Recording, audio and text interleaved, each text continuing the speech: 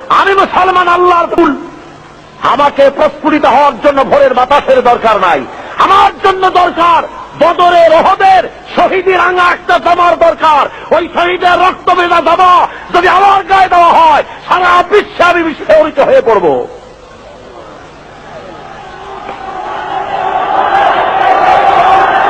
স্বাধীনতার পতাকা কোথায় উঠেছে?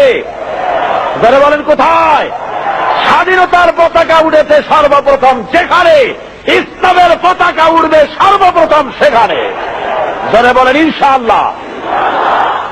হাত উঁচু করে সিংহের মতো গর্জে উঠবেন, আকাশ বাতাস মথিত করে আওয়াজ চলে যাবে আরশে আযীমে। জোরে সরে দুহাত উঁচু করে সমগ্র শক্তি নিয়ে বলেন নারে তাকবীর। আরো জোরে নারে তাকবীর। দিন ইসলাম, দিন ইসলাম। বাংলাদেশ, বাংলাদেশ।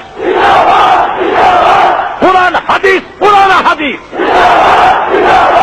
ইসলামী সমাজ ব্যবস্থা, ইসলামী সমাজ ব্যবস্থা।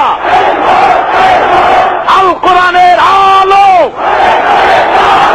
ঘরে ঘরে জালো। সারা বিশ্বের মুসলমান নারে তাকবীর। আরো জোরে নারে তাকবীর। আপনি লক্ষ্য করে দেখেন, বদরের প্রান্তরে নবীজি মুসলমানদেরকে যখন জিহাদের ময়দানে নিয়ে এলেন, সেই জিহাদের ময়দানে দেখা গেল দুইটা ছোট্ট তরুণ জিহাদের ময়দানে এসেছে। হুজুরের কাছে গিয়ে তারা বললেন, হুজুর আমাদেরও জিহাদের জন্য পারমিশন দেন। হুজুর বলেন, তোমরা ছোট, তোমাদের দেওয়া হবে না। তারা কান্দাকাটি শুরু করে দিলেন। আল্লাহর নবী বললেন, তোমাদের ভিতরে যার গায়ে শক্তি বেশি তারে নেওয়া হবে। দেখি দুইজনে একটু দস্তাদস্তি করো, দেখি কার গায়ে শক্তি বেশি।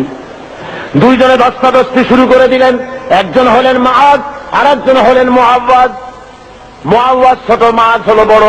হযরতে মুআওয়াজ ছোট সাহাবী, তিনি বলেন, মুআদের কানে কলে বলে, ভাই তোমার গায়ে তো শক্তি বেশি, আমারে তো তুমি সহজেই ফেলে দিতে পারবা, আর তুমি জিহাদে চলে যাবা।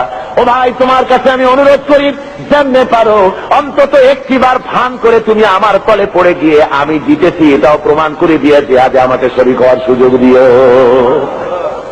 রাসূল পাক সাল্লাল্লাহু আলাইহি ওয়াসাল্লাম এই দৃশ্য দেখে হুজুরের চোখের কোনায় পানি এসে গেল। আহা, ইসলামের জন্য এই তরুণ ময়দানে এসেছে। পারমিশন হুজুর দিয়ে দিলেন। লড়তে নেমেছেন ময়দানে।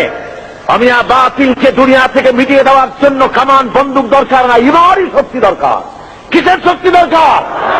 ইমানি শক্তি। হযরতে মুআওয়াজ সিংহের সিংহ শাবকের মতো ঝাঁপিয়ে পড়েছেন। হযরত আব্দুর রহমান বিন আওফ রাদিয়াল্লাহু তাআলা আনহু তিনি বলেন, দুটো যুবক তরুণ ছেলে দেখে আমি আশ্চর্য হলাম। বড় বড় বীরেদের মধ্যে এই ছোট ছেলেরা আসতো কেন?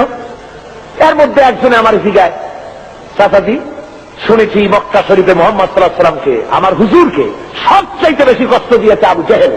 তা আমরা তো আবু জেহেলকে চিনি না, চাচাজি আবু জেহেল কই একটু দেখা। হযরতে আব্দুর রহমান বলেন, আমি অবাক হয়ে গেলাম যে আবু জেহেলকে বড় বড় বীরেরা ভয় পায়, ছোট্ট ছেলে তারে তালাশ করে। আমি বলে দিলাম, ওই যে দেখা যায় ওইটা হলো আবু জেহেল।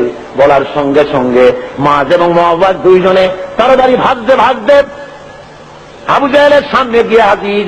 আবু জেহেলকে তরবারি দিয়ে আঘাত করতেছে, আবু জেহেলও তাদেরকে তরবারি দিয়ে আঘাত ফিরাতেছে। এক পর্যায়ে আবু জেহেল মুআজের ডান হাত বাম হাতের উপরে কোপ মেরেছে। হযরত আব্দুর রহমান বলেন, আমি লক্ষ্য করে দেখলাম মুআজের হাতটা কেটে গিয়া বগলের চামড়ায় ঝুলে আছে, শুধু ডান হাত দিয়ে তরবারি চালাতেছে।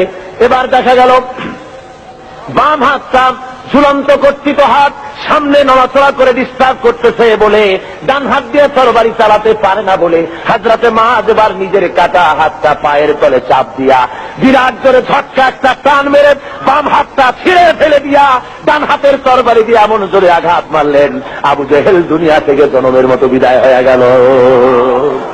ভাইরা আমার, আল্লাহ রাব্বুল আলামিন এই জন্য কোরআনে কারীমের মধ্যে বলেছেন, ওয়া কানা হাক্কান আলাইনা নাসরুল মুমিনিন।